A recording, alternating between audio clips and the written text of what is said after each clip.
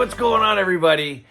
It's the end of January, and the end of January is when there's Hall of Fame announcements, and the YouTube Sports Card Hall of Fame is part of the YouTube hobby community. And, you know, last year I hadn't been doing my channel long enough to be able to cast an official ballot and nominate anybody for the Hall of Fame. So I didn't, and it was really fun watching other people nominate other channels, because what it did is it was a great way to spread the word of other channels. So you know, if there's somebody that you're a big fan of, like say for example you're a big fan of John Mangini, you look at John Mangini's 10 nominees for the Hall of Fame and you go, well, if Mangini likes these and I like Mangini, I would probably like these channels. So it's a great way to learn about other channels that are out there. Now, it does feel at times like there is some, tension when it comes to the YouTube Sports Card Hall of Fame. And people kind of not understanding why you'd pick one over another. And so that whole thing is that the drama aspect of that, I'm not really that interested in. I started this channel to begin with in order to avoid drama and avoid anything like that. So I'm just going to give you my list. I'm going to give you a short explanation as to how I came up with my list. And then after that, I don't know what to tell you. Now, my students ask me questions all the time, especially the students. So one of the classes I teach is business finance, and it's basically personal finance. It's investing, it's taxes, it's, deductions on your payroll, things like that. And my students ask me questions all the time. Every day they ask me about life questions, and I do my best to answer the question.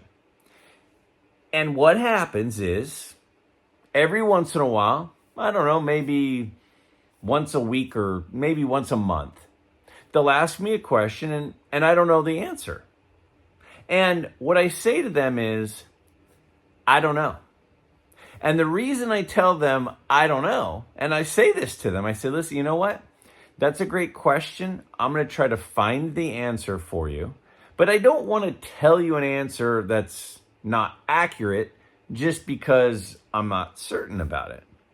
So sometimes when there's something posed to me, I don't know. And if there's anything that's important to me, it's that there's authenticity. It's that when I tell you something, I'm not making it up.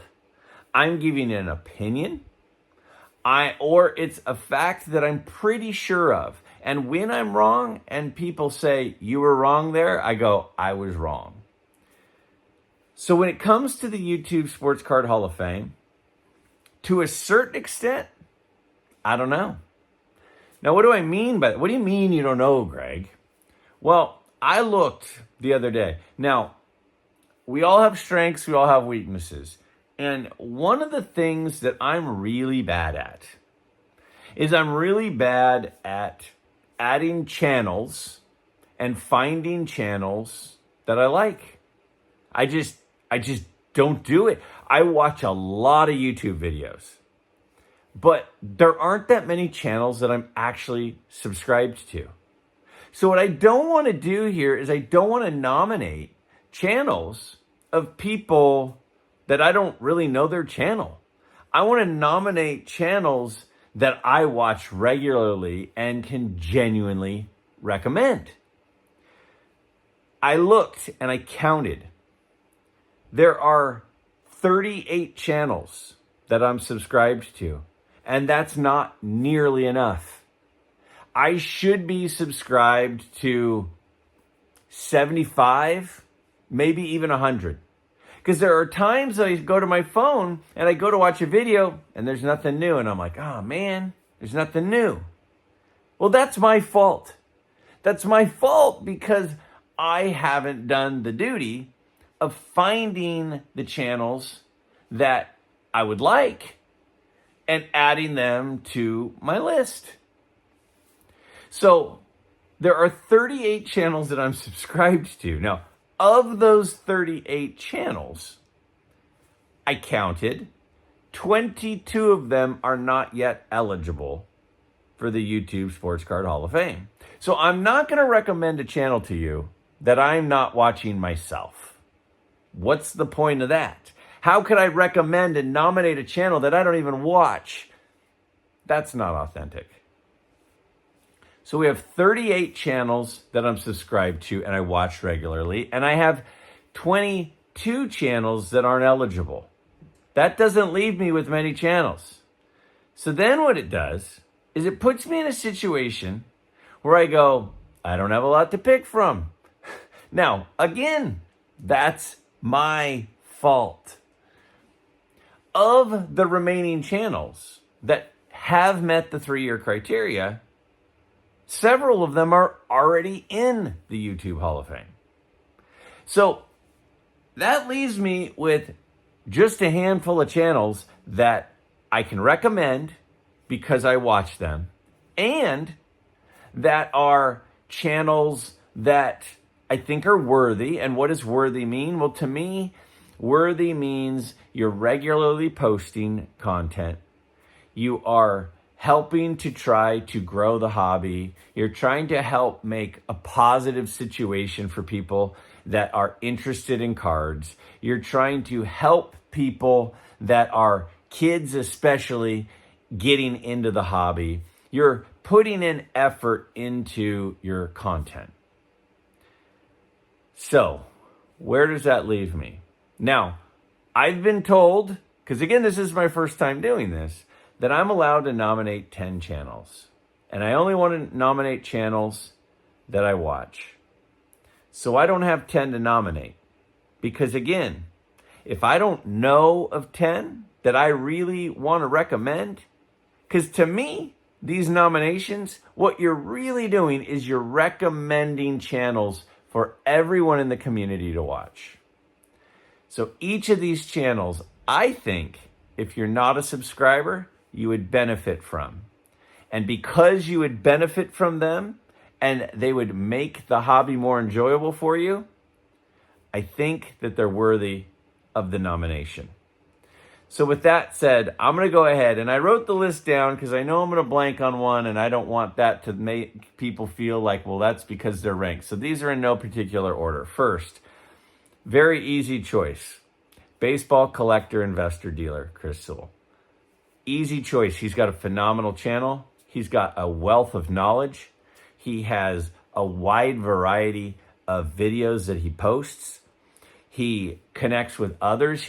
I've seen him on, live streams and recorded conversations with several people. Very easy choice. A likable guy, a positive guy. Chris Sewell absolutely gets my vote.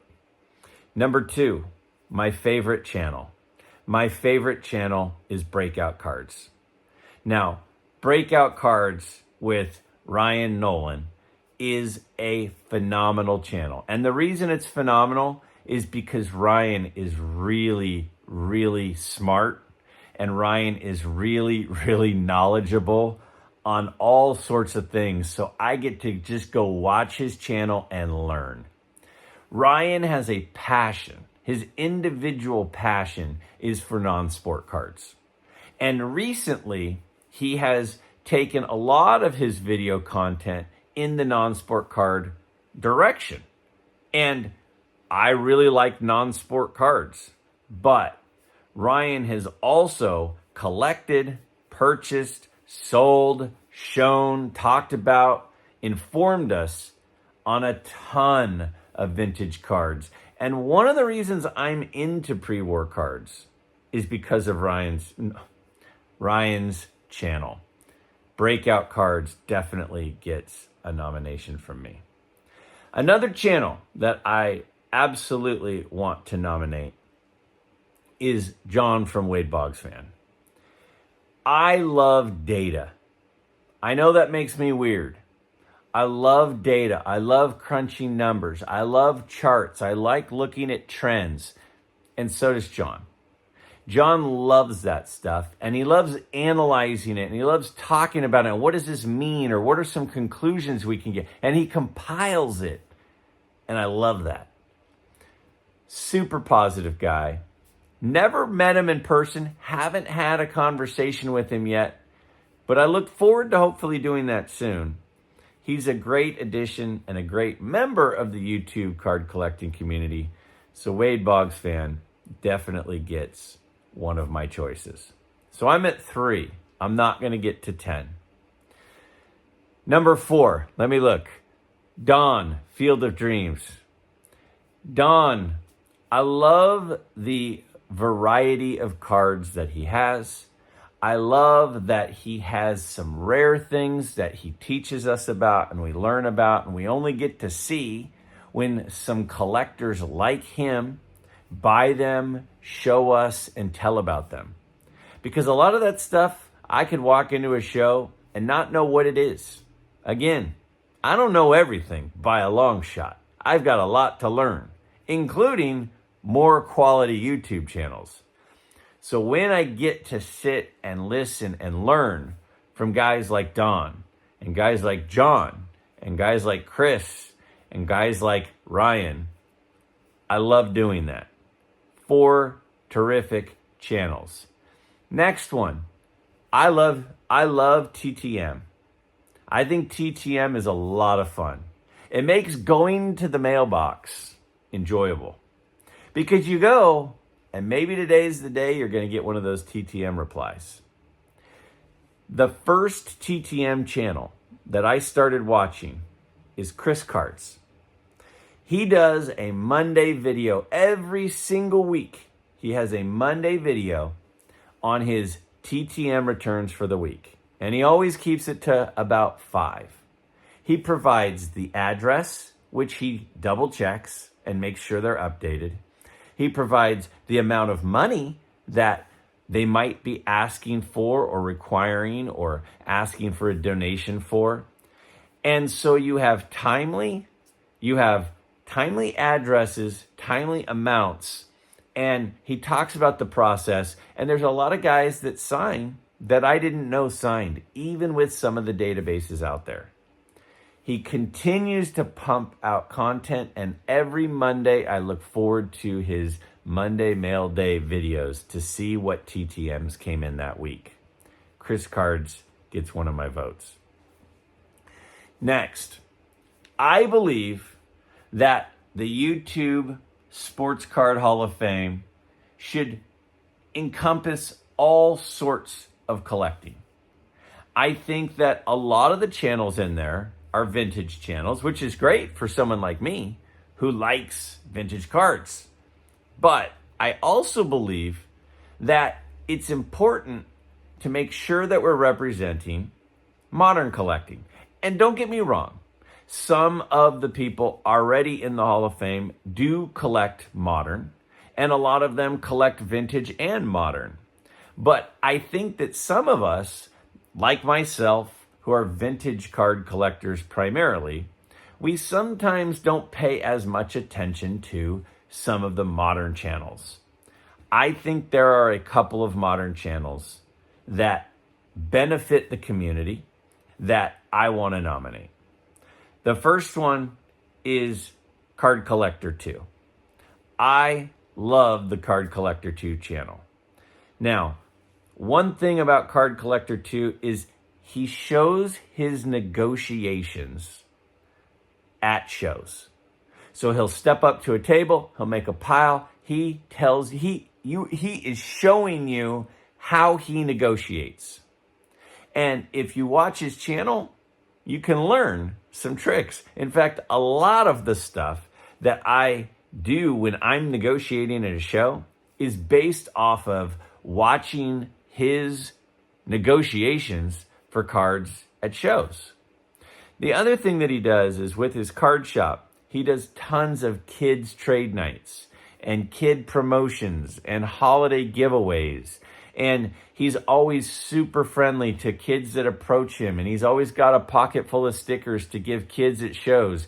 And helping the future of the hobby, I think, is important. And I feel like his channel is very positive for not just the current community, but the future community. Another channel which talks a lot about modern cards, but also talks about some non-sport cards as well, and some other things, is Neo's Cards and Comics. Now, one of the things I mentioned a minute ago with John from Wade Boggs Fan is I love how John does data. He does charts. He teaches off of his computer screen and he shows us things and looks for trends. Neo does that too. I really like the way that he analyzes situations. He analyzes data. He's always watching what's happening at PSA. What are they doing? What are they talking about? SGC, what are they doing? What are they talking about? He shares his good deals and he shares his bad deals. He shares his PSA reveals and the mistakes that he made and trying to help people from making those mistakes. And quite frankly, I just enjoy listening to his channel. It's a channel that a lot of the time on the way to work, I'll stream it in the audio and I'll listen on my way to work and I enjoy it. I learn from him. A channel that helps us learn, helps us not make mistakes that others have made, that helps us look at things a little bit differently than others. That's what Neo's Cards and Comics does. So that's my final nomination. Now, I personally, as a result of this, have learned that I'm not out there enough. I am not following enough channels. And so in the last, I'd say week, I've probably started following an additional 10 to 15 channels. And I'm looking to grow that from about 38 to about 100. And I'm doing that because I know there's a lot of great channels out there that I'm missing out on. And so my nominations are the channels that I routinely watch and that I am currently subscribed to. And that I think if you added them to your subscription list, I think you'd get something out of it. So with that said, those are my nominees. Thank you to everybody who works on this, Jake especially, for all the work he puts into doing this. And remember, the whole point, in my perspective, of the YouTube Hall of Fame is not about having a trophy to hang. It's not about a list of guys who know each other. It's not about being on a website and feeling special. That's not what it's about. It's about sharing other channels that do a good job of being a positive impact on this hobby. And for me, I feel those channels have had a positive impact on me, and I think they could have a positive impact on you.